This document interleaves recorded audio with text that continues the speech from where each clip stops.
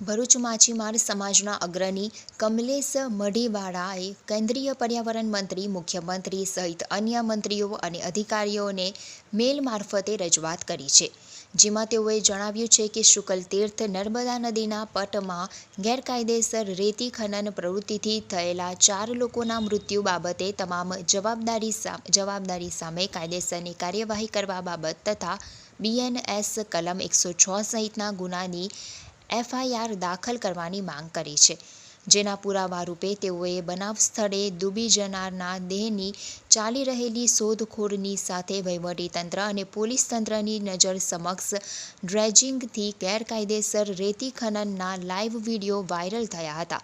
આ શુકલતીર્થ નર્મદા નદી કિનારે વર્ષોથી ગેરકાયદેસર રેતી ખનન પ્રવૃત્તિ ચાલી રહેલી છે.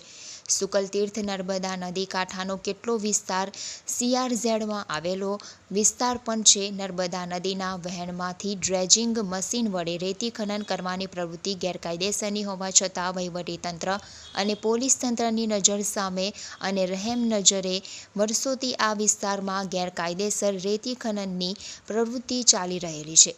નર્મદા નદીના વહેણમાંથી ડ્રેજિંગ મશીન વડે રેતી ખેંચવાને લીધે નર્મદા નદીના આ આખા વિસ્તારમાં ઊંડા ખાડાઓનું સામ્રાજ્ય છવાઈ ગયેલ છે. નર્મદા નદીની ફિલ્ટર સિસ્ટમનો નાશ થઈ રહેલો છે.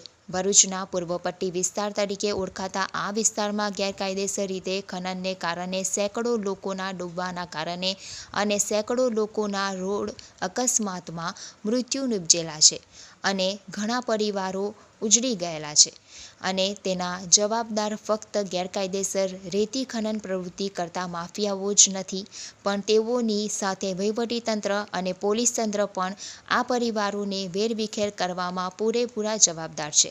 કાયદાની પરિભાષામાં આ આકસ્મિક મૃત્યુ કહી શકાય, પણ નૈતિકતાની દ્રષ્ટિએ જોઈએ તો આ ગેરકાયદેસર રેતી ખનન પ્રવૃત્તિ કરનાર ટોળકીઓના સભ્ય અને જવાબદાર વહીવટીતંત્ર તથા પોલીસ તંત્રએ જ ડૂબી જનાર લોકોનું મૃત્યુ નિપજાવેલું હોવાનું કહી શકાય છે. તેનું કારણ છે કે આ વિસ્તારમાં ગેરકાયદેસર રેતી ખનન પ્રવૃત્તિની સામે ઘણી ફરિયાદો ઉઠેલી છે અને લેખિત ફરિયાદો પણ વહીવટીતંત્ર સમક્ષ રજૂ થયેલી છે. ભરૂચના સાંસદ મનસુખભાઈ વસાવાએ પણ નીચેથી ઉપર સુધી હપ્તા જતા હોવાના અને રાજકીય આગેવાનોની ભાગીદારી હોવાનો આક્ષેપ ગેરકાયદેસર રેતી ખનનને લઈને જવાબદાર વહીવટીતંત્ર અને પોલીસ તંત્ર પર કર્યા હતા અને તે સાચા જ હતા તેવું પણ પ્રસ્થાપિત થયું હતું, કારણ કે તેઓ ખોટા હોવા સંબંધી સાંસદ સામે કોઈ પણ જવાબદાર વહીવટીતંત્ર કે પોલીસ તંત્ર તરફથી કોઈ જવાબ કે ફરિયાદ થયેલી ન હતી અને પ્રસ્થાપિત થયું હતું. તેથી શુકલતીર્થ મુકામે નર્મદા નદીના પટમાં ગેરકાયદેસર રેતી ખનન પ્રવૃત્તિથી થયેલા 4 લોકોના ડૂબી જવાનું મૃત્યુ સંબંધી બનાવ સ્થળની આસપાસ રેતી ખનન પ્રવૃત્તિ કરનાર ટોળકીઓના તમામ સભ્યો સામે BNS કલમ 106 સહિતના ગુનાની FIR દાખલ કરવામાં આવે. જવાબદાર ખાણ ખનીજ કચેરી ભરૂચના અધિકારીઓ, ભરૂચ વહીવટીતંત્રના જવાબદાર અધિકારીઓ તથા જવાબદાર પોલીસ તંત્રના અધિકારીઓ સામે પણ BNS કલમ 106 સહિતના ગુનાની FIR દાખલ કરવામાં આવે અને જવાબદારો સામે ખાતાકીય કાર્યવાહી કરવામાં આવે અને તેઓને ફરજ પરથી દૂર કરવામાં આવે તેવી માંગ કરી હતી.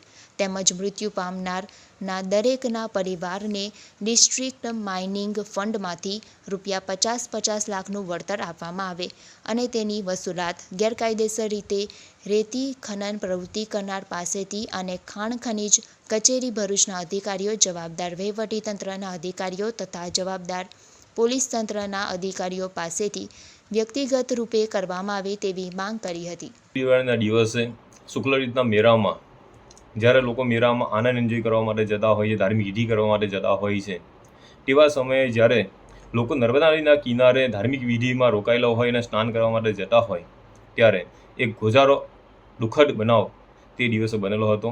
દેવડિયાના દિવસે અમારા વેજલપુર વિસ્તારના ભરૂચના 3 લોકોના ડૂબી જવાના કારણે મૃત્યુ થયેલા છે. 2 લોકોની ડેડ બોડી મળેલી હતી અને આજે જ ત્રીજી ડેડ બોડી પણ મળેલી છે. જે દિવસે બનાવ બનેલો તેના આગલા દિવસે પણ એક વ્યક્તિનું ડૂબી જવાને કારણે મૃત્યુ થયેલું હતું. આ મૃત્યુનું જે કારણ છે તે ફક્ત ને ફક્ત ઇલીગલ માઇનિંગ છે. ગેરકાયદેસર રેત ખનન પ્રવૃત્તિ જે છે એ પ્રવૃત્તિના કારણે આ 3 લોકોના મૃત્યુ થયેલા હતા. 4 લોકોના મૃત્યુ થયેલા હતા. આ ગેરકાયદેસર પ્રવૃત્તિ જે ઇલીગલ માઇનિંગની પ્રવૃત્તિ કરનાર છે તે ફક્ત ને ફક્ત ગેરકાયદેસર રેત ખનન પ્રવૃત્તિ કરનાર તેના સંચાલકો જ નહીં, પણ તેની સાથે સાથે ખાણ ખનીજ કચેરીના અધિકારીઓ, પોલીસ તંત્ર અને વહીવટી તંત્ર પણ જવાબદાર છે. અને તેવું સ્પષ્ટપણે અમારું માનવું છે, કારણ કે તે અધિકારીઓએ જો ગેરકાયદેસર રેત ખનનની પ્રવૃત્તિ અટકાવેલી હોત તો આવો બનાવ બનેલો ન હોત.